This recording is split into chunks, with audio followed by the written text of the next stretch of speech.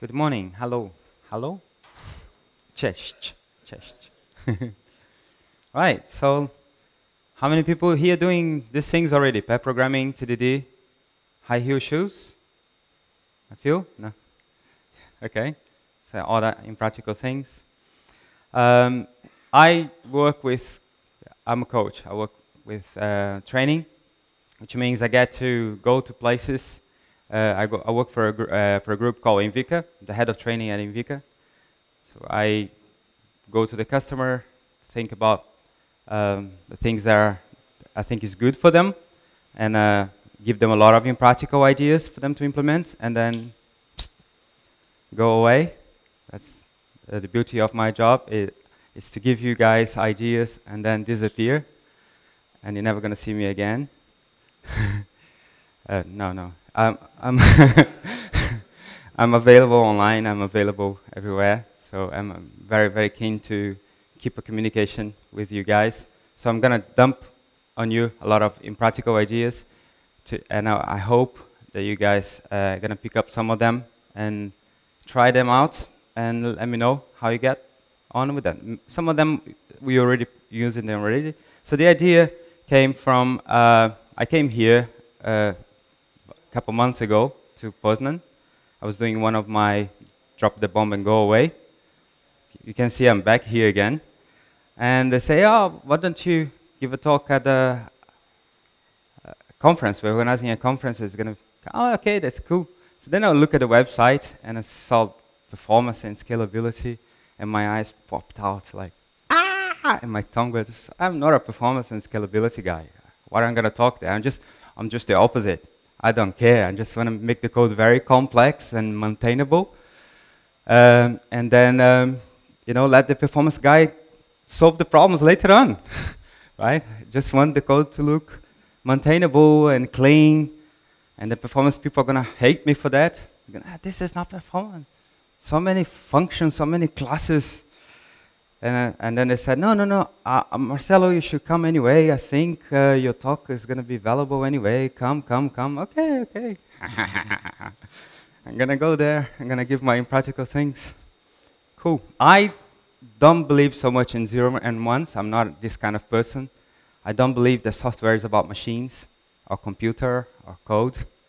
I think software is more about X and Y's than zero and ones. It's about chromosomes, about people. I think it's about you guys and the people who pay for the software. It's all about people. It's the people who use it in the end, right? The shiny toys is going to end up in somebody's hand one day. It's for them you're building this thing.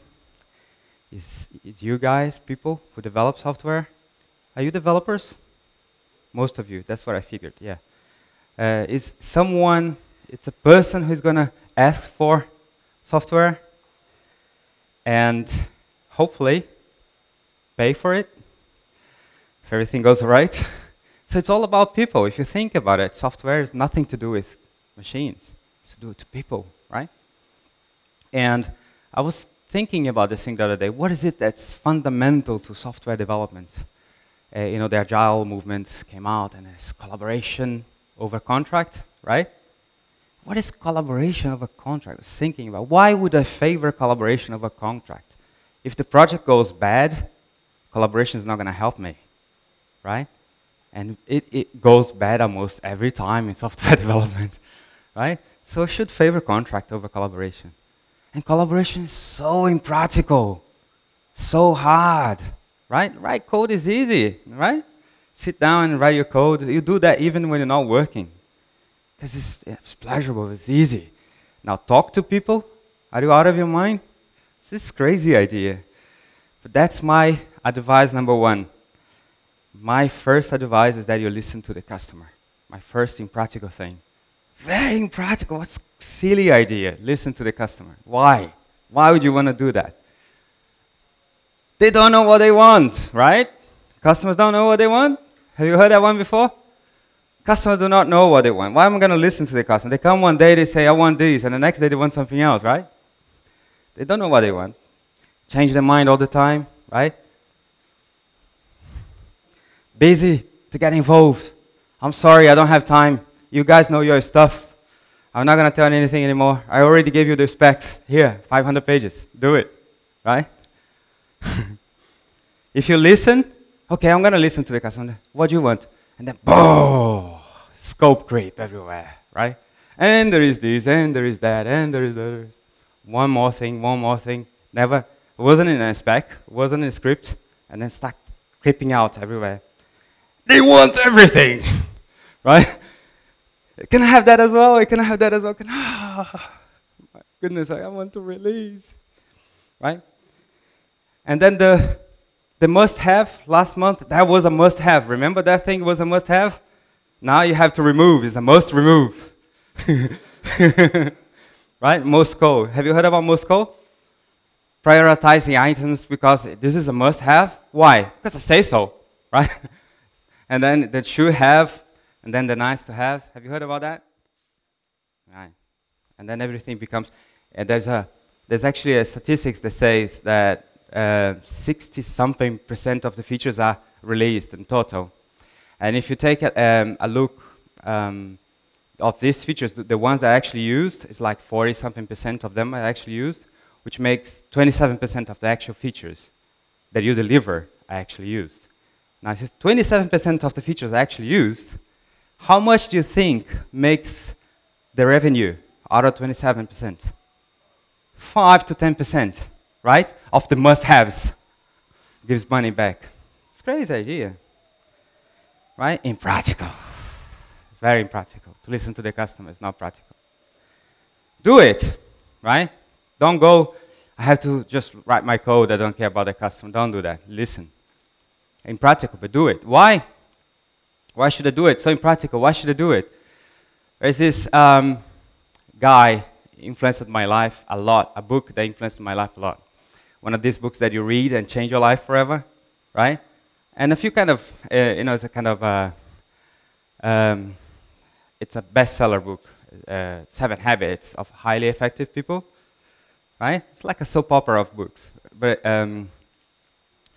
great thing about this book is begin with the end in mind. This idea is really great. You know, if you go up a ladder, if you put a ladder, I'm going to get my Raspberry Pi, right? Everybody got your Raspberry Pi?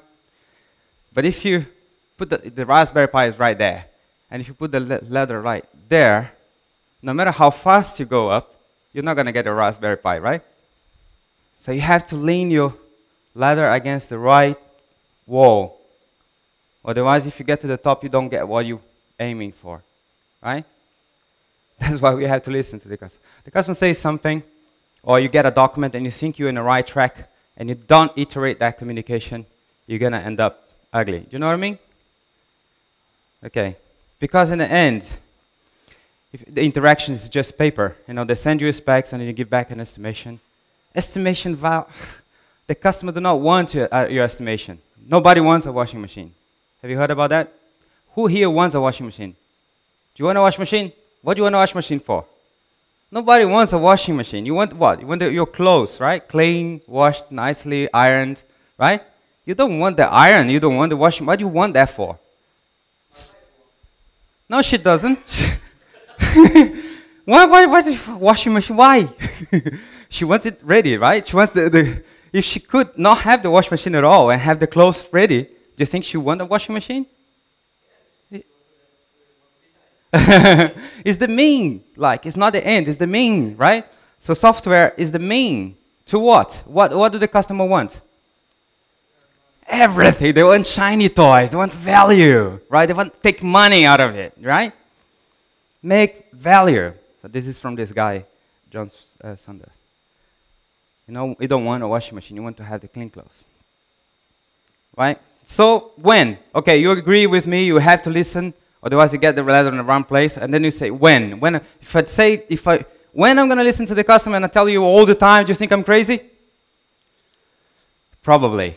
Huh? So much noise. If you open to feedback all the time, feedback can get really, really noisy. So what you have to do is that, yes, all the time, create this space for feedback in your project, right? Feedback has to be a pull system. Shouldn't be a push system. What I mean by that is that, how many of you are married? Right? Okay, so you can probably relate to that. Uh, so if you have someone giving you feedback all the time,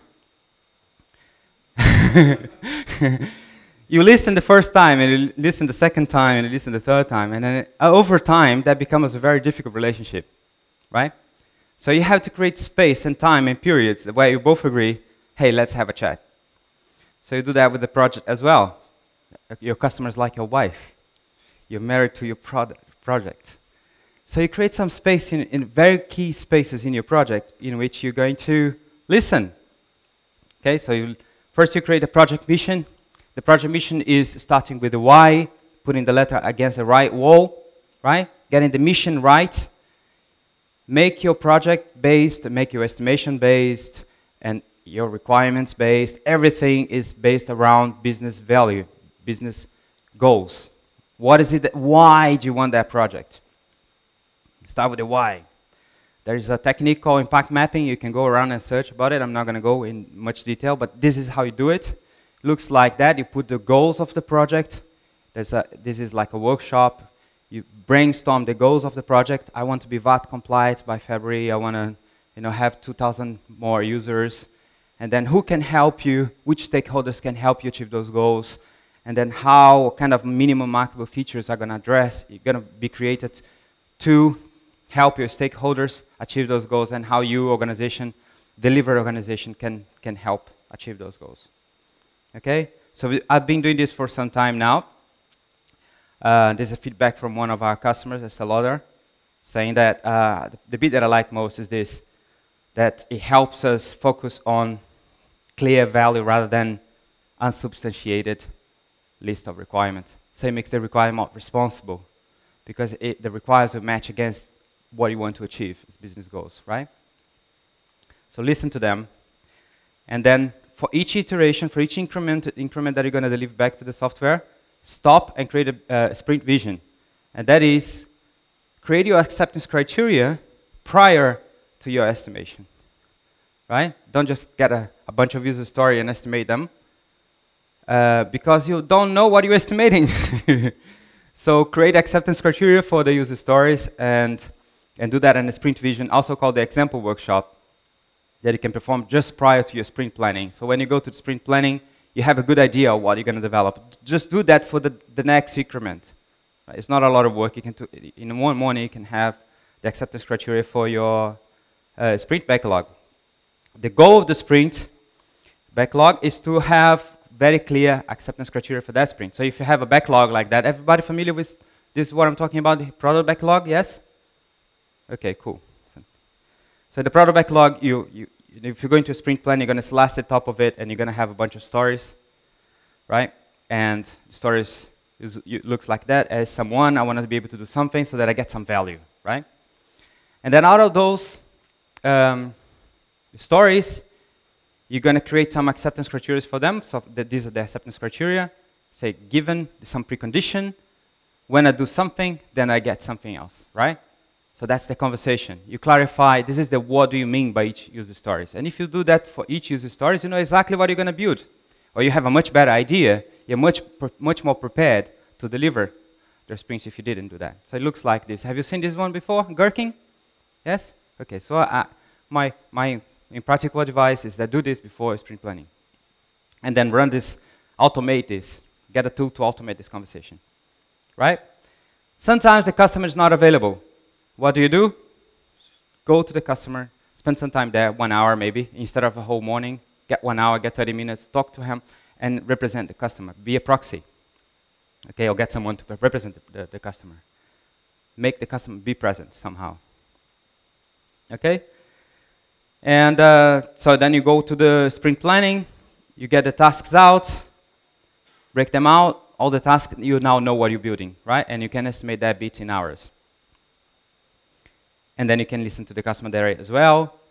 You're going to do your UAT within the sprint, sign things within the sprint, and then listen to the customer in regards to the pace that you're doing, and if you're doing the right way, if you're going in the right direction at the end of each increment.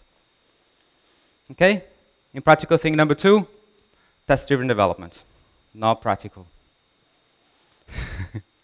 How many of you are already doing test-driven development? Okay, see, not many. How can I test something that I have not done yet, right? Just test. Write the test first and then write the code. I don't even know what I'm testing. Crazy idea. You know, it takes time to learn. TDD, there's a steep learning curve there. And the team sometimes are not confident that they can do that. There's no confidence in the team. No, we're not going to do it because we're not confident we can deliver that. It's legacy code. Legacy. We cannot do test-driven development here because it's legacy code. We have the perfect excuse. Customer is not going to pay for the tests, right? They're not paying for it. Nobody's paying for tests. They just want code, right?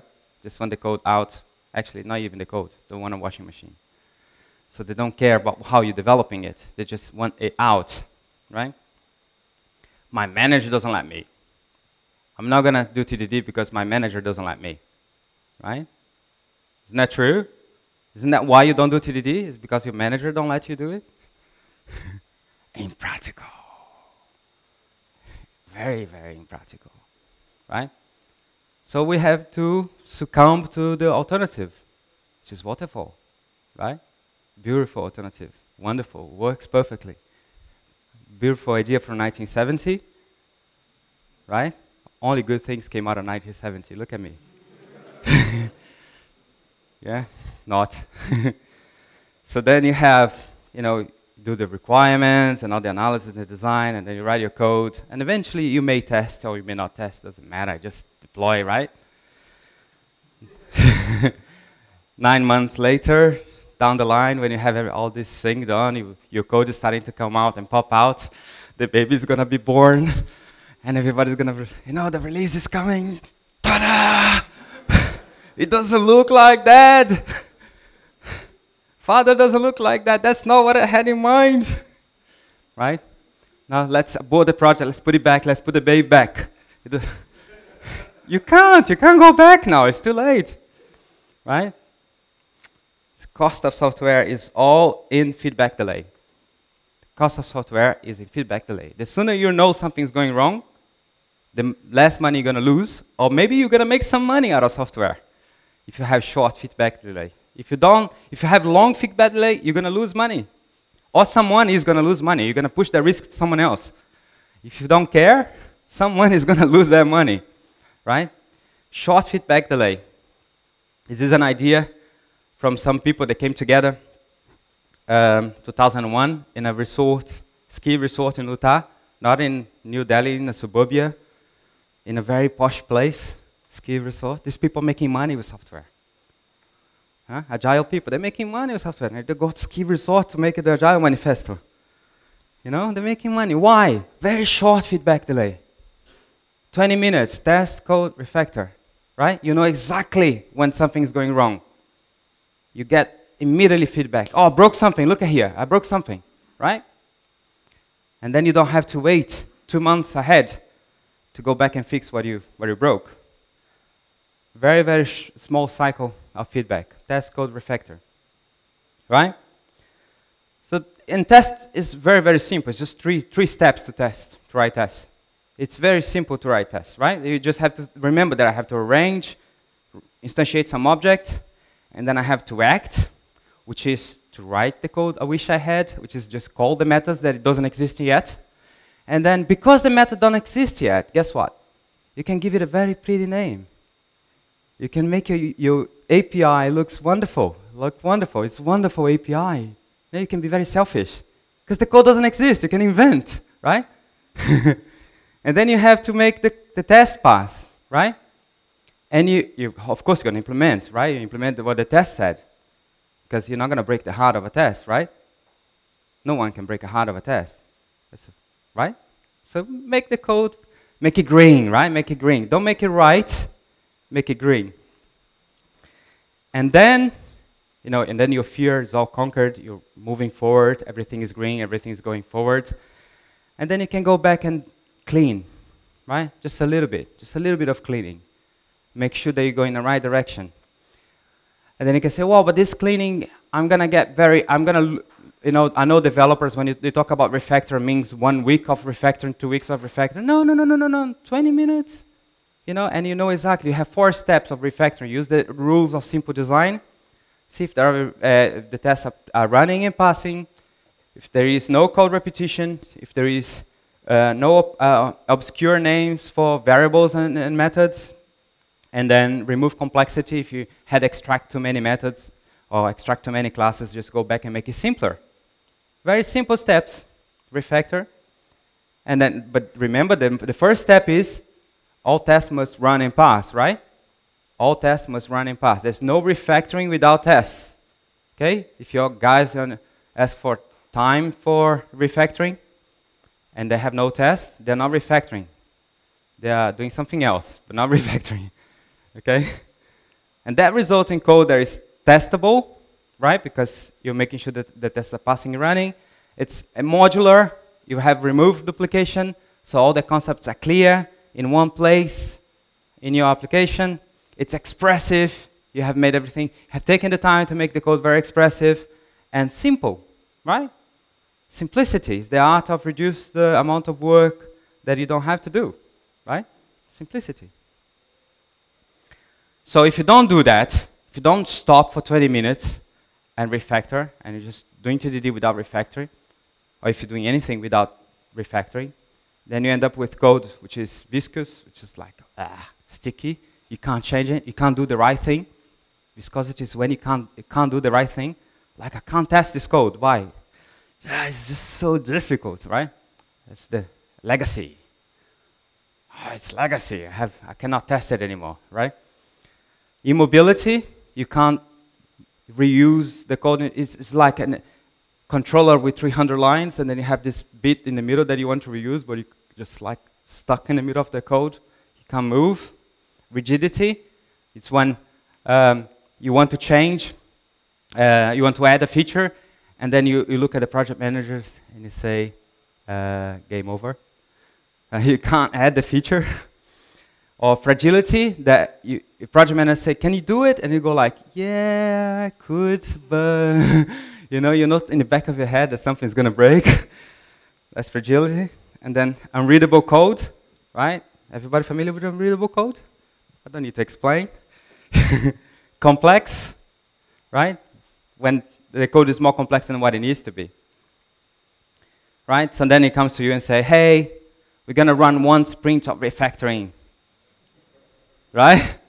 Have you heard that one? Heard that one before? That's a fallacy. Craziness. You don't do 1 sprint of refactoring. Doesn't exist. Crazy idea, right? There is no refactoring without test. There's no test without refactoring, right? Refactoring is changing the structure of the software without modifying the external behavior. If you don't have tests, you don't know that you're modifying or not the behavior. You don't know, so it's not refactoring, right? No refactoring without test, no test without refactoring, right? So in the 80s, they tried to repair the damage of Waterfall in Germany. They create the Ministry of Defense create something called the vmodel, right? So they decided to, okay, we have to start testing before things get ugly. Let's specify things through tests.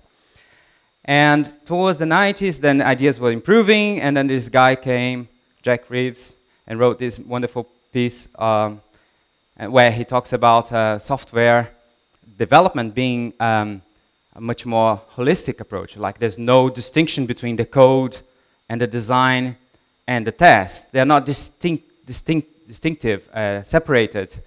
You know, they are more like one activity. Code is a representation of design. You know, you can represent design through your code, right? And this is very much the seeds of Agile. That's where Agile springs from, right? Which means that, you know, in the Agile project, you don't have that design phase. You don't have a separate design phase. Design isn't that 20 minutes of refactoring, which your test is going to influence. Your test is going to make the design emerge. It's going to point you in the direction of your collaborators. Which things do you have to mark? Which things do you have to extract? And that's going to emerge the design. So if you take out this 20 minutes of refactoring out of your TDD phase, you have no design. You have, you're growing a mass of rubbish code. It's going to get rotten, right? So Agile without TDD It's like going to the cinema, eating popcorn. Who want to do that? You're crazy. If you go to the cinema, they have to eat popcorn. So if you're adopting agile and you have no refactoring, no TDD, you're not having the design phase. You're extracting the design phase out of your development, and you're going to end up with a mass of rotten code, right? Impractical thing number 3, focus on quality rather than schedule. Forget the deadlines. Okay? No. We don't have time for quality. Sorry, I have a project to deliver. Your idea is great. In an ideal world, we are here. This is the real world. I have deadlines, and they're coming. They're not stopping. They're coming my way. Right? The budget doesn't cover quality. We don't have a budget for quality. Okay? We have budget for code, not for quality. This is a very simple project. We've done 1,000 times. We know exactly what to do. We don't need you to come here with just new thing, quality. And what is quality anyway? Everybody has their own definition of quality. It's too vague. Deadlines, on the contrary, it's very clear. I know what a deadline is. It's coming. I can see it. I can't see quality. It's crazy. And let's do what we have to do now. And we make it better later, right? We have to do this now. Let's get it out first, and then we're gonna make it right later, right? Impractical to focus on quality. Very impractical, right? Much better to focus on schedule, right? Much easier, right?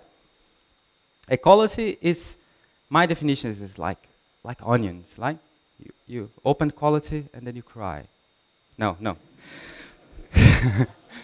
Quality is, there are layers to qualities, right? There's different layers. There's deeper layer of quality. There's deeper quality, outer quality, inner quality, right? What you can see is the outer quality. What people see, what project managers see, and what the customers see is outer quality. They see, okay, this software is working as I expected. It looks like, what I expected, and it's built efficiently within the time that I thought it would be built, and it's focused on the goals of the project. They actually listen to what I said. So this is outer quality. This is what the customers see, right? What they don't see inner quality, right? Customer don't care how the internals of the code, if the code is maintainable, if it's testable, if it's modular, expressive, simple. It's not a visible thing, right? The outer quality is visible, okay? So let's look what happens. If you don't have outer quality, you're screwed. If you don't have outer quality, then that's it. Then people are going to get really upset, right? Because you have to do rework, you have all these bugs, you miss the deadlines, and the system is unusable, and nobody wants to use the system. That's very bad. Relationships deteriorate, right? Sometimes you have to abort the project, right? The morale of the team just goes down there, and you go over budget.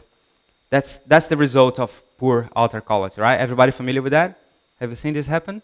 Once or twice only. Very rarely, no? But what causes poor outer quality? What's the cause of these things? Okay, let's have a look at the deeper causes.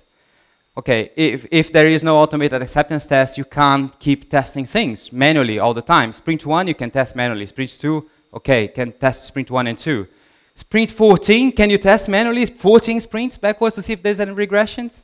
You can't. So you're breaking things that you thought you were working before, but you don't know because you don't have acceptance tests. You don't have automated acceptance tests. Lack of customer involvement. You're not involving your customer. You're not learning from him what is it that he actually wants. The team is not focused on the project mission, right? There's a project mission, but they don't really understand what it is. They don't know why the customer wants that project. So they're building the project for the wrong reasons. They think they understand what they're doing. They don't understand what they're doing. And lack of inner quality. That causes breakage of the outer quality eventually, right? If the code is not maintainable, it will surface. You come up and break everything at some point. It's going to be very fragile, right? So it is important to focus on inequality. So let's have a look at why the mentality of the focus on schedule. This is from Edward Deming, 1980-something, 1988, I think it is. So if the focus is on schedule, people start from the place of fear. Okay, I'm not going to deliver, right? I did say I would deliver. I did give that estimation, but I was trying to be a nice developer and show work. But I'm not going to be able to do it, right? And then you go into the sprint, second sprint, third sprint, and you start, you know, hiding things. To be on time, you don't even want to talk about that problem that you know there is there, right? And you haste. You go, oh, let's go fast, fast, fast. And you stay 7 o'clock, 8 o'clock, working late, and you're just producing my gigantic mass of crap. And then, because you're just focused on schedule, not focused on quality. It doesn't have to be right. You just need to be there. But it's a lot of work. Can we do it? Yes, we can. And do it. And then at the end, the result is rework. Right? You released on time. It's there. It's out. But then there's a list of bugs. There's like 14, 15 bugs just the next day. And there's more bugs and more bugs coming in. And then they ask you, can you estimate when it's going to be finished? All the bugs are going to go? And they say, no. Why? Because there are no tests. I don't know how much I'm going to break by fixing a bug. Right? And I don't even know how long it's going to take to fix that bug. I don't even know where the bug is coming from. Right? And that results in low morale. Right? And then you go back to the cycle again. And that's the focus on schedule. Alternatively, you can focus on quality, which in the beginning you are not aligned with the deadline, you're aligned with the goal. Why is it that we're doing here what we're going to do? Why is it? And then you're going to do the right thing because you're thinking long term. You're thinking about the goals, the maintainability of the project. You're thinking about quality.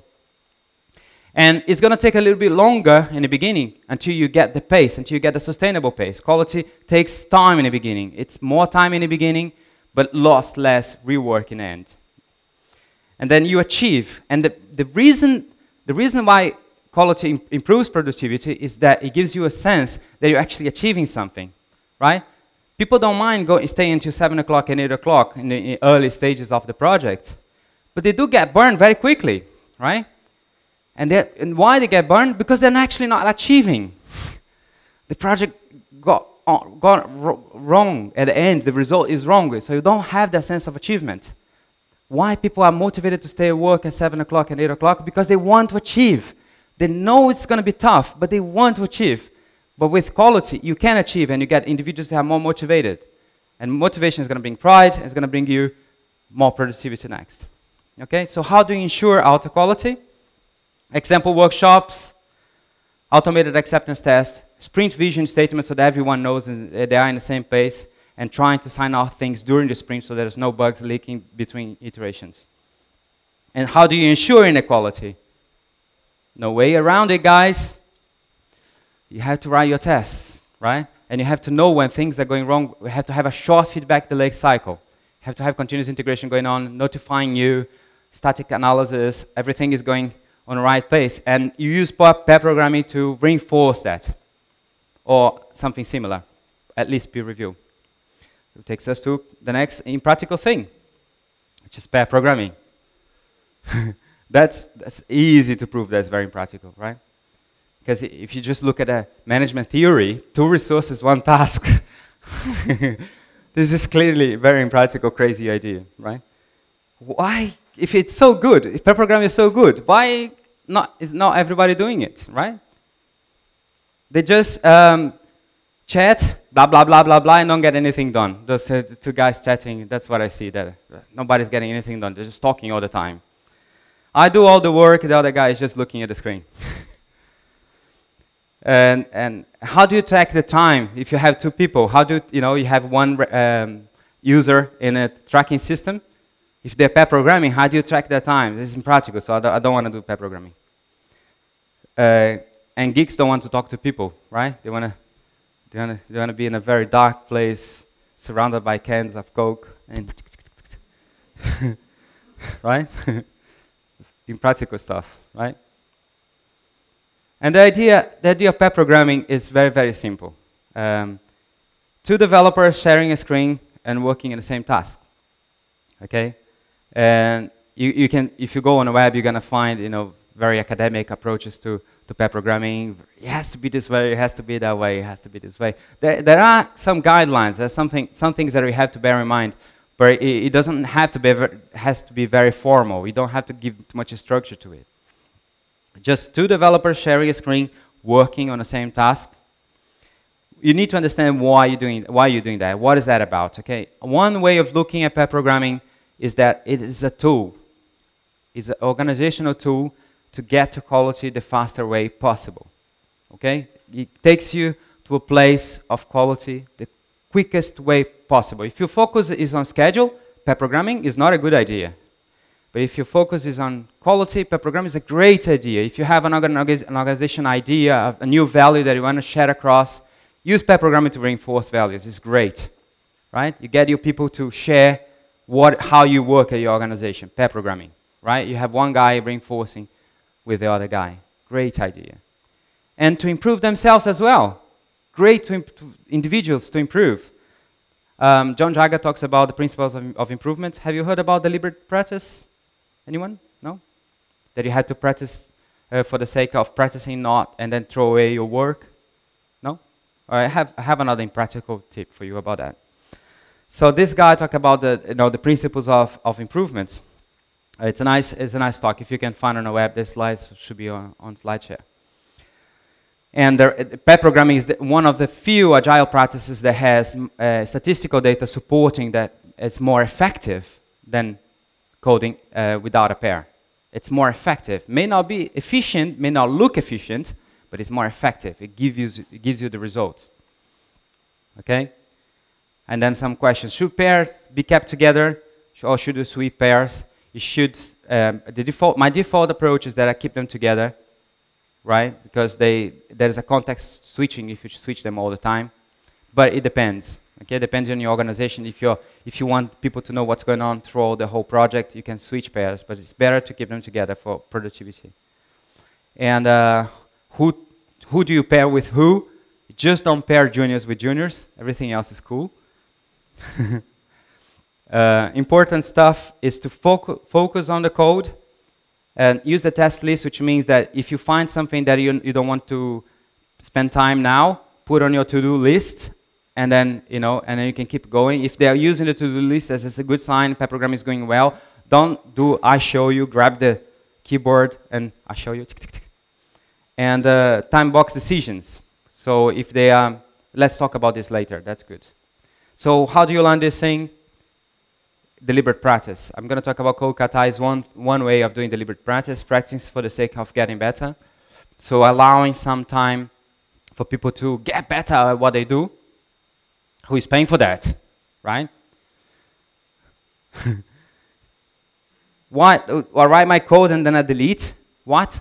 This is why you're doing code katas. You write the code and then you have to delete at the end of 20 minutes. I'm already working 9 to 6, 9 to 5. I don't know how much is your working hours here. So, do I have to work more? Solving a problem that has already been solved 1,000 times, that doesn't make any sense. And I'm committed to a sprint. I don't have time for improving myself. I have to have a release. I can't join today. Okay, so this is arguments.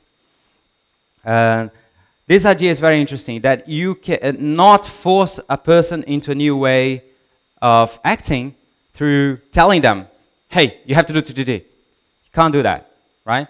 You can't force a behavior into a person, right? That you have to act their way into a new way of thinking, which is you give them something, they try it, they see it's good, that changes their thinking process. You can't change the thinking process and expect them to act that way. Does that make sense? So if you pair program with someone and the guy see, wow, TDD is amazing, what's going to happen is that he's going to do TDD because he thinks it's amazing, right? It changed the behavior, right? Thinking changes the behavior. So 1 hour every week, I choose to do that Friday. About 4:30, I stop working, no more working for projects, and everybody goes into a room. And if the project managers start complaining, I say, what, are you going to release now? It's Friday 4:30, are you going to do anything crucial now? And then if the developers are resistant, I just put some beers into the room, and then they all come. And so go to a room and do TDD for 3 times 20 minutes. Every 20 minutes, delete the code and start again. It's a common problem that they solve. And delete the code and solve pairs. And they bring the knowledge of the previous pair. You do that 3 times in a day. You learn to work with 3 different 3 different processes in 1 hour, so that's great. So if you want to learn more about Kokata, you can go to Google. And I want to finish with this. We have a great tool in this language. This is about Ruby. It was a Ruby conference. We have a great tool in this language. We can kill it by making a mess. We can kill it by being arrogant. And we can kill it by ignoring the enterprise. Do you know who said that? That was Robert C. Martin, Uncle Bob. Everybody familiar with Uncle Bob? He said that in relation to Ruby. He was talking about how Smalltalk got killed by the same reasons. And Smalltalk was a very cool language, interpret language, very popular in the beginning of the 90s. And people had to stop coding Smalltalking because it just died, and they had to code in Java. So they wanted to kill themselves. So that's what happened. That could happen to any of you. Have to code in a language that you don't like. So don't make a mess, right? And value the enterprise. And value what you're doing. Be daring, be different. Being practical, be anything that asserts integrity of purpose, imaginative vision against the play of saviors, creatures of the commonplace. I love this quote. Slaves of the ordinary. Beautiful, no?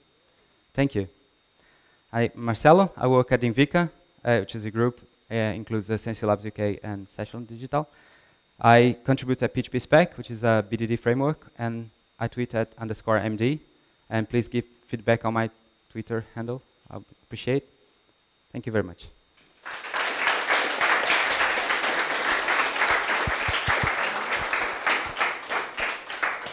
Any questions? We have still 5 minutes left, so.